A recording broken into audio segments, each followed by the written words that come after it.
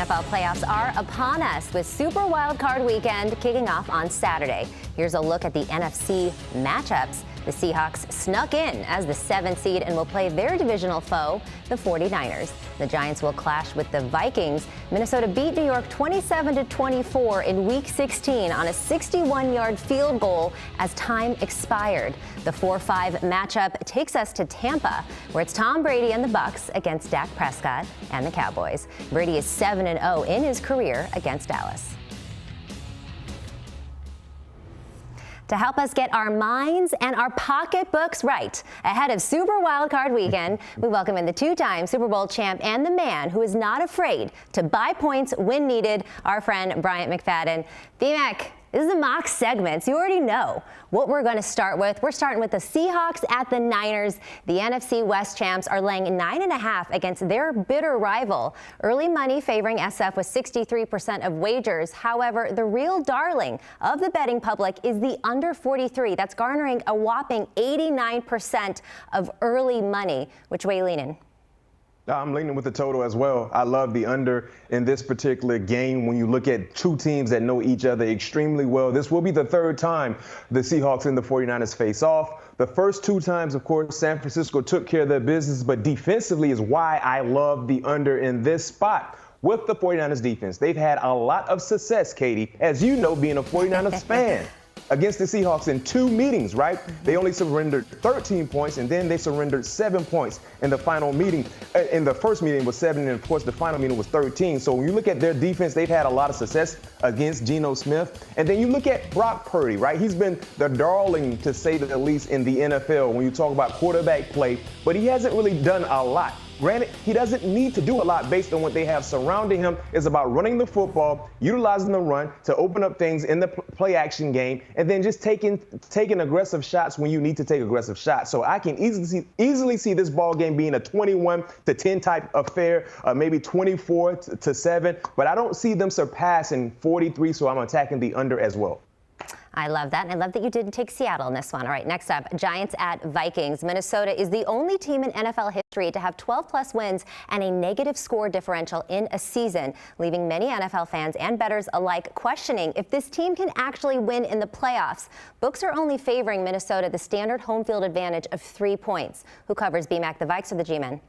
The Vikes cover. Just the home atmosphere is huge for Minnesota. I understand they've been a bit up and down in regards to style of play. Two things with Minnesota we know for sure, Katie, it seems to be if they win a ball game, they do so in dramatic fashion. If they lose a ball game, they get totally blown out. I don't see them getting blown out by the New York Giants. I see this being a close-scoring game. So give me the Minnesota Vikings lane 3, but I will advise this.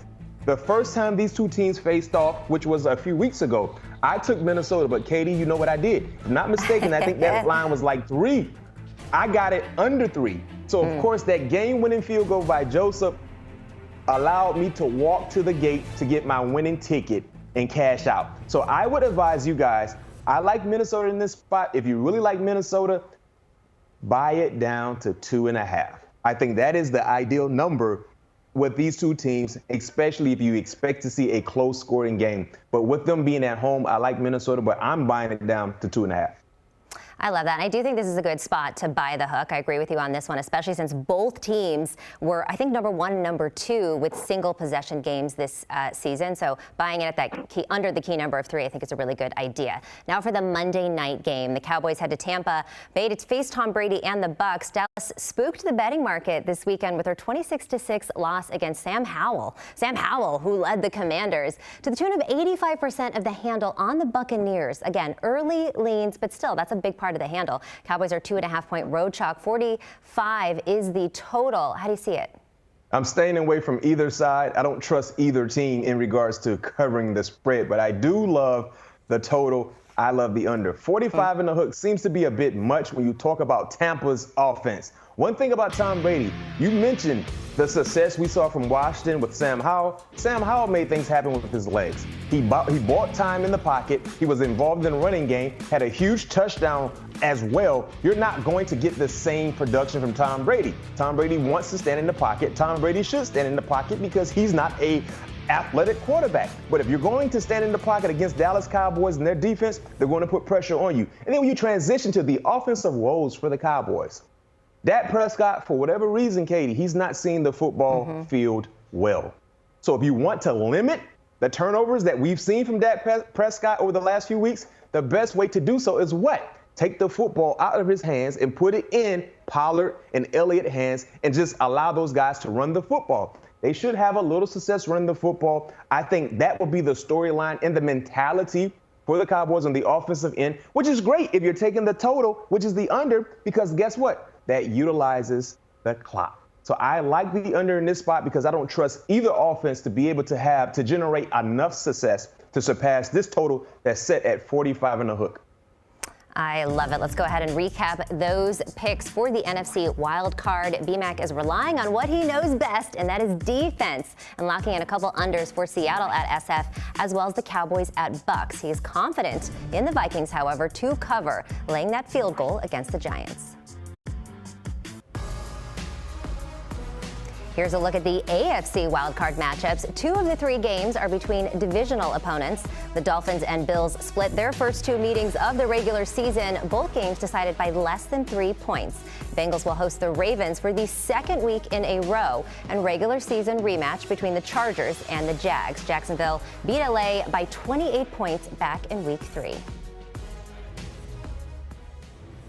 Welcoming back in Bryant McFadden to now talk AFC for the wild card games, starting with the Pick'em matchup, the first ever postseason meeting between the Chargers and the Jags. This one's tricky to handicap, though it should be a fun battle between Justin Herbert and Trevor Lawrence. Both will be the youngest quarterbacks to start a playoff game with their respective franchises in the history of both franchises. BMAC, which way are you leaning in this Pick'em?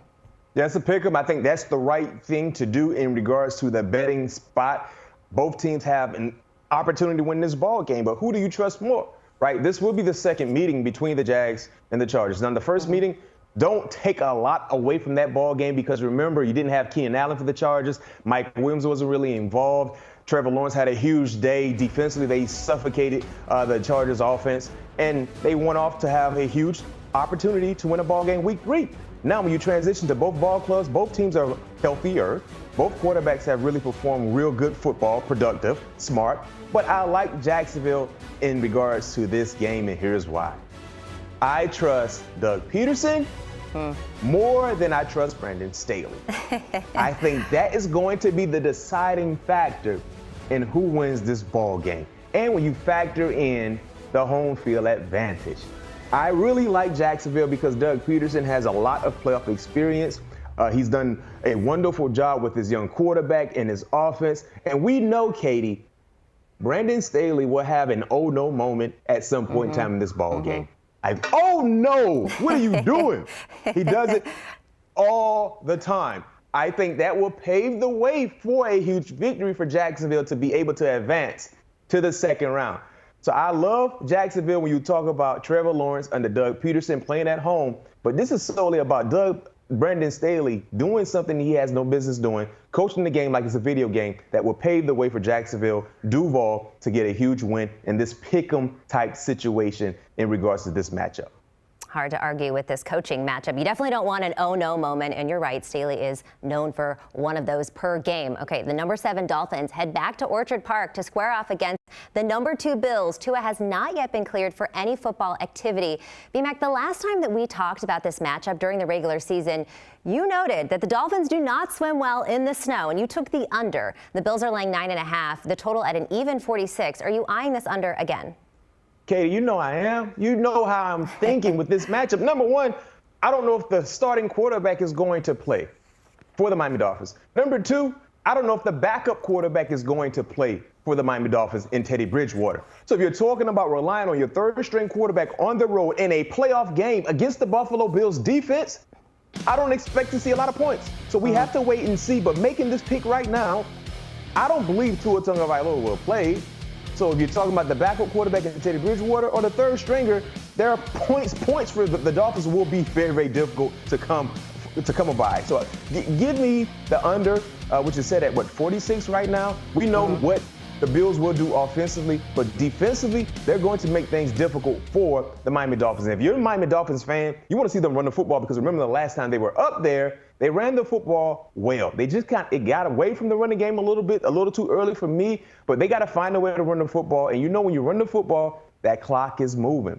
But 46 right now, this total seems to be a bit high. I'm going to try it. I'm going to pay to see it. Give me the under because right now the quarterback situation is going everywhere in regards to who might be this guy or who might not play. So give me the under. All right, I like the under in that one. I'm also leaning towards the Bills. I know it's a heavy spread at 9.5, but It seems like Buffalo has like divine intervention on their side right now. It was an incredible game, and everyone is a horse behind Damar Hamlin, so we'll have to see what happens there. Okay, so Baltimore, 7-point dogs against the Bengals. However, this line suggests that Lamar Jackson is going to play. The Ravens were 11.5-point dogs with Tyler Huntley against Cincy in Week 18. What's your lean here, knowing that it seems like Lamar may play? Even though Lamar Jackson, it seems like he will play, I like Cincinnati laying 7 points. Cincinnati won by double digits this past Sunday. Joe Burrow had a bad game, given his standards. A bad game, just roughly over 200 yards throwing, 1 passing touchdown, completed under 60% of his passes. That's not a Joe Burrow-like game. They still won by double digits. Granted, it played against a third-string quarterback defensively, but in regards to their offense, this is what this team do. They score points. I think they will have a better outing in this playoff matchup at home. Even with Lamar Jackson back, we haven't seen Lamar Jackson play in such a long time. So one would think Russ will show up at some point in time, especially in the beginning of this ball game. Secondly, how healthy will Lamar Jackson be?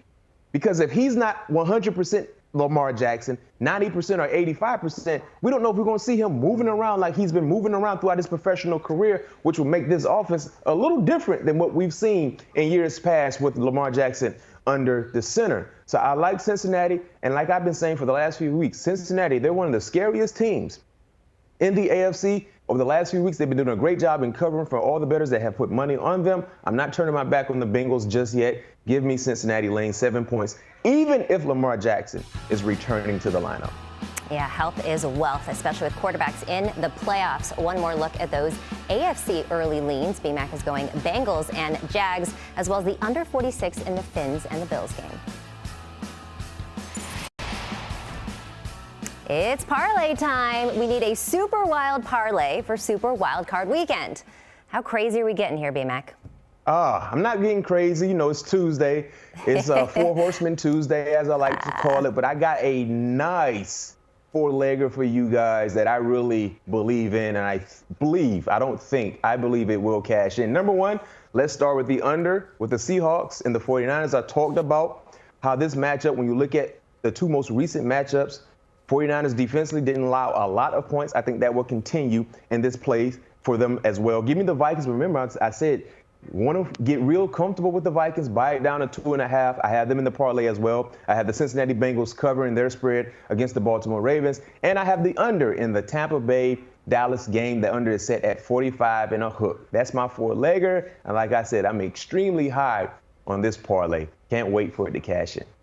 BMAC, you are the best. Thank you always for your time, and I can't wait for this to cash as well. Let's take one more look at the Super Wildcard Weekend parlay. BMAC is going Vikings and Bengals to cover the spread, as well as a couple unders in the Hawks and Niners and Cowboys and Bucks. Odds to hit plus 1228. He said he wasn't getting crazy, but that's a wild odds boost there.